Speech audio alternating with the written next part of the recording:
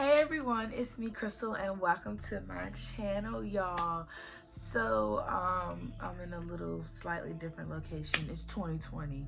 I'm doing what I feel is right. It's 2:30 in the morning. I know, but I have a new ring light so I can, do videos and stuff in the dark and not have to worry about sunlight because I have the perfect lighting to do my video anytime I get ready. But anyway, guys, I'm bringing to you a questions and answers video. So I pulled up the questions on my laptop. I'm using my phone right now because I'm testing out my new ring light. And I'm going to be reading them from there and then I'm going to answer them. So question number 1. What's your go-to hairstyle? So my go-to hairstyle will be between getting a fresh relaxer and a blowout, or nice volume curls in my hair, or a slick back pony. Obviously this is my favorite go-to hairstyle. I love it. I mean, my hairstylist has me in and out when I get a slick back pony, and I think it's really cute. I love looking sleek. I love looking pulled back. I love my edges looking all glamorous. I love a slick back pony, and now that I've tried it with the middle part versus like a swoop like I used to been getting, y'all, you can't tell me nothing, because I think I look good. Y'all think I look good? Anyway, those are my go-to hairstyles. Question number 2. Did you have any regrets from 2019? I don't think I honestly have any regrets. I don't think I've had any regrets from 2019 as I can think of. I did a lot in 2019, a lot of successes. I've had some bad moments too, but I think 2019 was a good year for me, learning lessons wise. And I don't regret. Why am I messing up on the word? I don't regret learning anything that happened in 2019. I don't regret going through anything that happened to me in 2019. I don't regret any successes that I've accomplished in 2019. 2019 was a very prominent and essential year for me. Like, it's a year that I know I'll never forget. So I don't have any regrets. Question number 3, how do you plan on elevating your business in the new year? The goals are to stay proficient, to stay current, and to keep my social medias updated, and to also gain 1 client per month, or at least get booked by one service per month, and to keep that going on for the whole year and gradually grow as the year goes on. So that's that. Question number 4, what was your biggest accomplishment in 2019?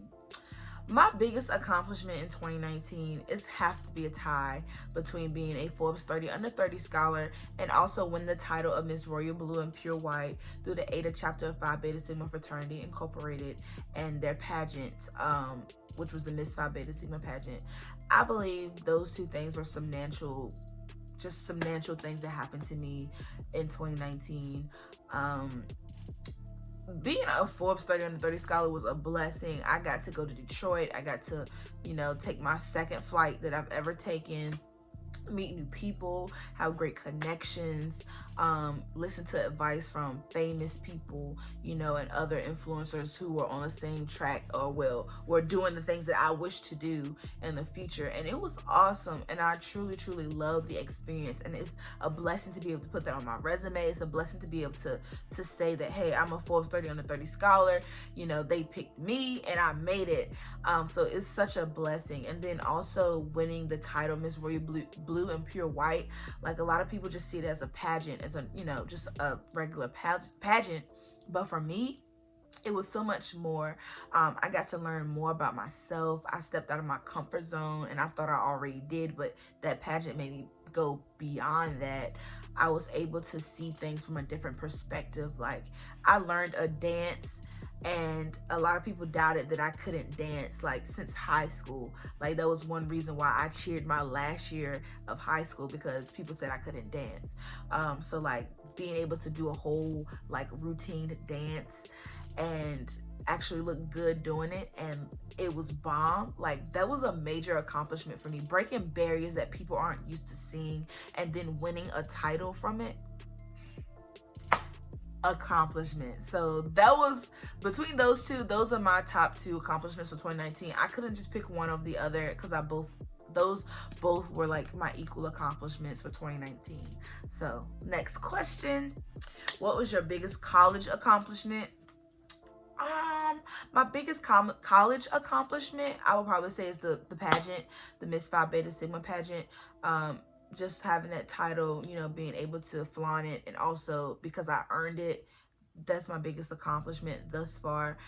Maintaining a GPA over 3.0 for 4 years straight, that's an accomplishment. Um, being able to be active and also have a social life versus just being in the books all the time and not have a social life, or having a social life and being dumb in classes. Like, having that equal balance in my life, I feel like is a huge accomplishment, because not everybody can do it, and that's just being honest. So those things right there, very good college accomplishments. What was your craziest and wildest party story while at A&T? Wow, I cannot recall my craziest party story while at A&T parties. I've never been to one that was shot up or anything. Oh, I take that back. Was it sophomore year or sophomore year? I went to the club in Greensboro called Bucana's, infamous. I was there with my friend, and you know, they started shooting or whatever, and you know, some people are ducking, other people are running, and so like, it's a big venue, a big club, so like where they were shooting on this side of the club, you know, it was exits on the other side, and I was closer to the other side, me and my friends. So I said, oh snap, you know, girl, it's time to go, blah blah blah. Instead of my friend running with me, like, you know, trying to get out the way, she started ducking, wasn't trying to move, and I was like, yo, let's go. Like, I grabbed shawty and I had to run out, and to this day it was just like the funniest thing ever. And then when we left the club, we had took an Uber or Lyft, but we were so scared and frantic that, like, you know, we didn't know what to do, so we ended up catching a ride with two boys that went to a neighboring school, UNCG, that we did not know, and they took us home. But it was just like, yo, like, they could have been kidnappers, anything, and we rode home with strangers. So the moral of the story was, like, we thought we was doing something that night. Whole time the party got shot up, she got scared, I mean, and we caught a ride home with strangers. It was just a whole just messed up moment, and it was just like, you know, at the end of the day, we treasure moments like that because they make great memories. However, it's just like, yo, what were we really thinking? So that's question number 7, I believe. What's the boldest thing you've done recently? The boldest thing I've done recently was get rid of a toxic situationship. I say it's bold because not a lot of people have a lot of strength to come out of something that they know they need to remove themselves from. And I say that with the utmost respect to anybody who might be in a situationship and trying to fight it and don't know how, or might feel offended by me saying this. But for me, coming out of that situationship was very bold, very brave. I pat myself on the back for it every day, because, you know, while you might still have love for someone, or you might still you know, feel a certain type of way for someone, coming out of something that you know is holding you back, something that's not healthy for you, not good for you, putting you in a detrimental mind state, and you're coming out of it, that's bold. That's really bold, because not everybody has the courage to do that. Not everybody has the wisdom to acknowledge, you know, their situation and try to work towards coming out of it. And for me to do that, to acknowledge it, to keep reminding myself why you shouldn't go back, that's very bold. So that's the boldest thing I've done recently, and not too recently, like not yesterday, last week, last month even, but it's still recent to the point where I can say, hey, I did this and I'm proud. And you know, there was a cuss word in there, so yeah. My top 3 qualities I look for in a guy, excluding looks. So my top 3 qualities would have to be cleanliness. I love a guy who is very clean, smells good, nice haircut, clean teeth, dresses nice, just looks smooth when he walk in the room. Cleanliness. That's what I like. It's next to godliness, so we have to have it. Cleanliness. 1. 2, I like a guy who is very witty and smart and humorous. Like, I put all those 3 together because it's like a package. Like, you know, you're smart, you're humorous and smart, like in the same time, and witty. Like, you have a great personality, you're outgoing, you know, you can make me laugh. So I guess, you know, I like a guy who can do all those things. And 3, I like a guy who is very caring, and I guess charming.